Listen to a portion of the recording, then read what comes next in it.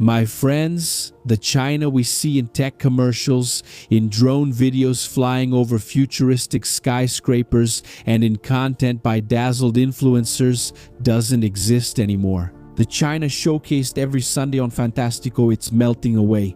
It has been replaced by a brutal reality of 340 in debt and ghost cities that no one can live in. For decades, the West watched the rise of Beijing with that peculiar mix of astonishment and dread that the Romans must have felt when they saw Attila, the leader of the Huns, approaching the horizon. We watched in amazement as the country built buildings in 19 days, constructed the largest high-speed rail network in history, and embodied the so-called cement paradox. Pay close attention to this fact. China poured more concrete in just 5.36 months than the United States did during the entire 20th century. Imagine all the infrastructure of the world's greatest power, every road, every bridge, every dam built in 100 years. China replicated that in just 3, and the narrative was seductive. China was the unstoppable machine.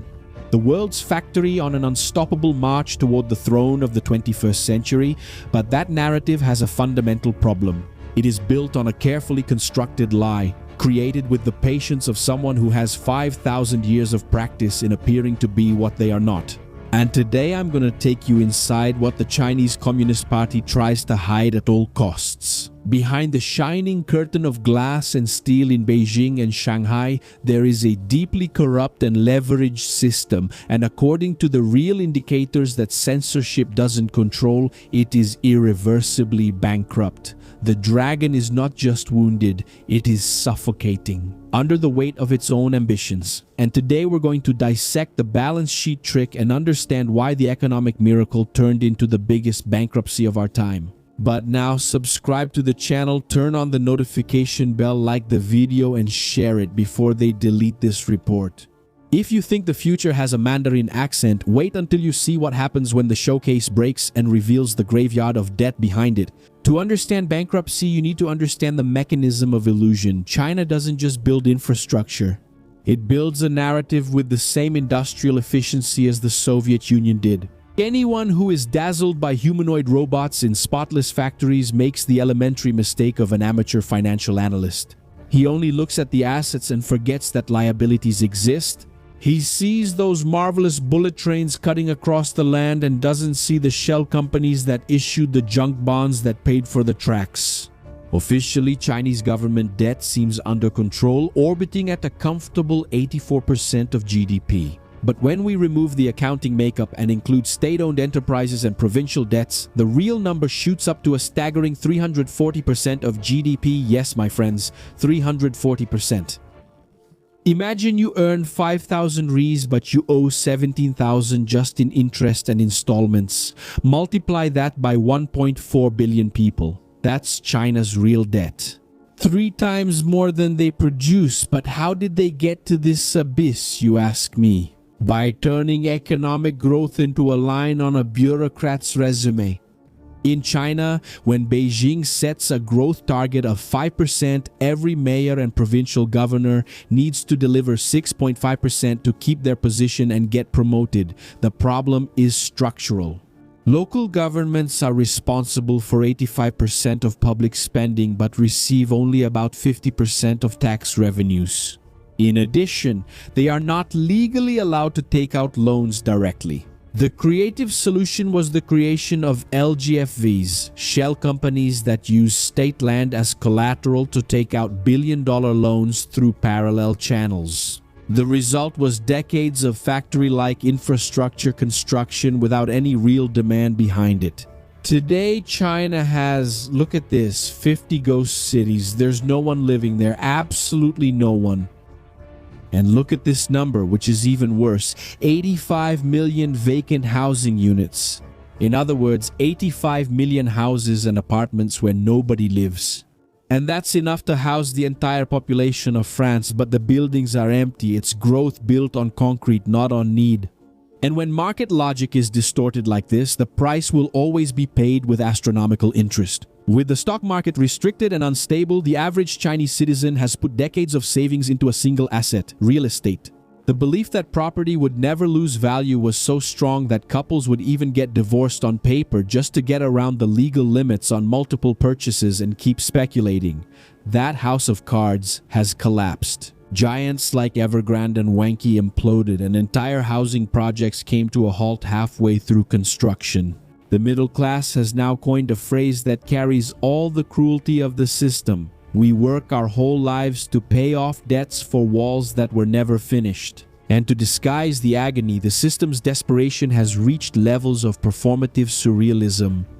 Recent real estate launches have turned into theatrical productions. Extras are paid up to 300 yuan, about 215 reais, to simulate crowds of interested home buyers, creating the appearance of strong demand for the cameras and foreign journalists. Meanwhile, state-owned banks offer so-called phantom loans with rates below 2% per year just to artificially inflate credit data and pretend that the economy still has momentum. Imagine the scene. You're an investor and an ordinary citizen seeing a huge line at a sales booth, not knowing that those people were paid to be there. It's a grand performance, but the walls remain unfinished and families' money has disappeared into the pockets of bureaucrats and bankrupt developers. The real estate showcase, which represented 25% of China's GDP, is now a black hole that sucks away consumer confidence. And if the real estate sector is on fire, the sector they claimed was the future, electric cars, is a real graveyard. And there is an image that sums up the state of Chinese industry better than any chart. There are rows of shiny electric cars in open fields on the outskirts of Zhengzhou and Hangzhou, rotting in the rain while weeds grow between the tires. These aren't used cars, they're cars that were never sold, with the suicidal logic of producing without demand just to meet subsidy targets. In 2018, driven by massive government subsidies, 487 electric car manufacturers emerged in China. Today, only about 40 remain.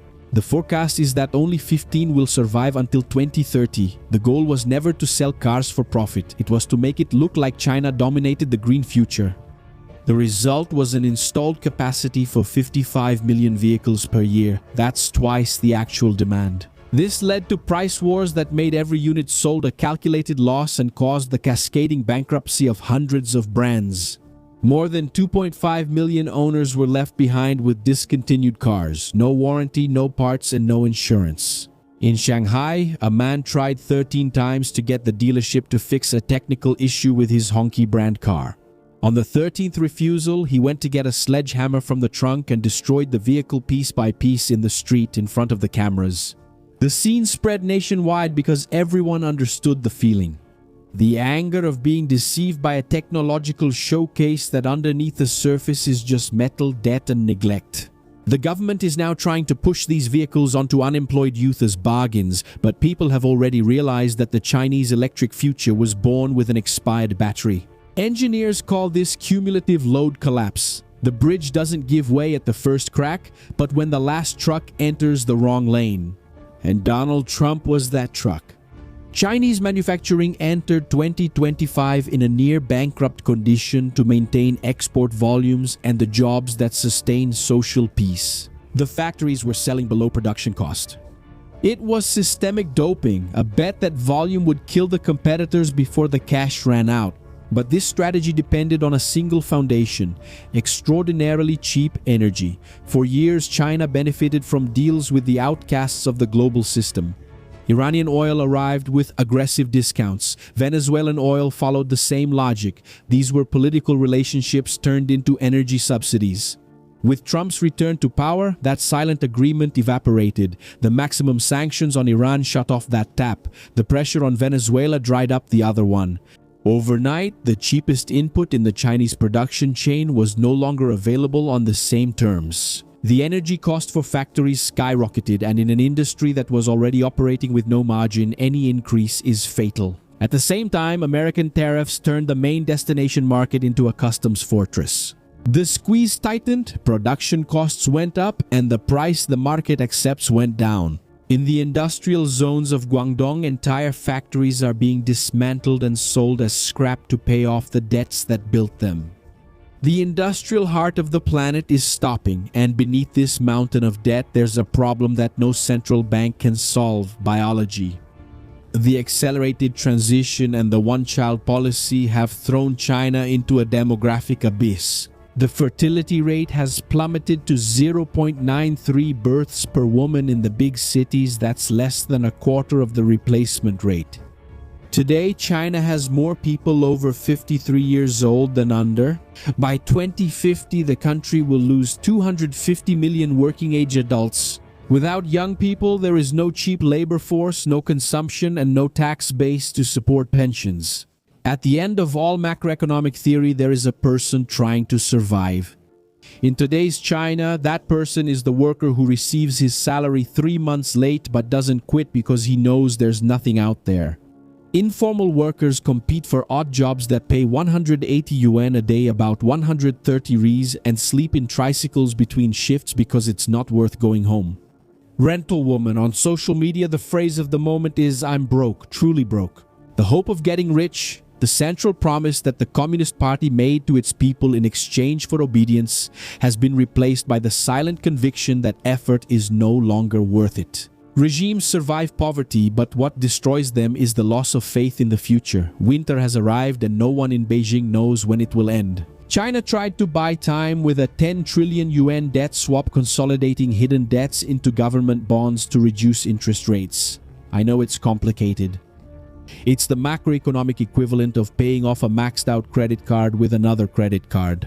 The debt remains, the interest remains, and the structure that caused the problem is still intact. China's bankruptcy is a brutal lesson.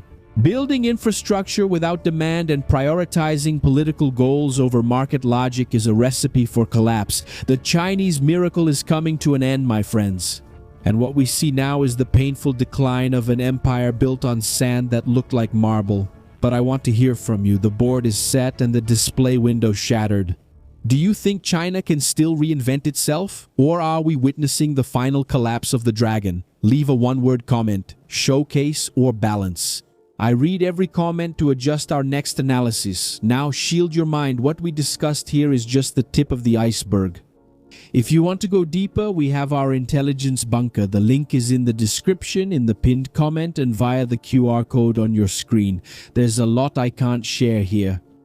Are we being held hostage by censorship? We're on borrowed ground. So there we are free to speak, to name names, and to bring the details that are missing here. So I'll see you there.